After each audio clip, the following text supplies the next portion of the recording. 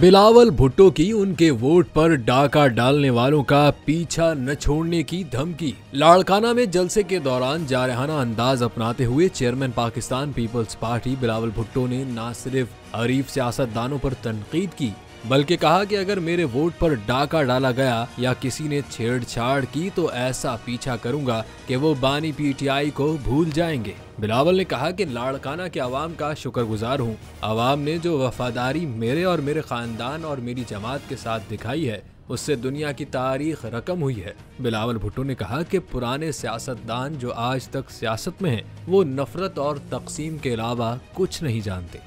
उन्होंने सियासत को जाती दुश्मनी में तब्दील कर दिया है, सियासत को गाली बना दिया है और पूरा मुल्क मायूस है।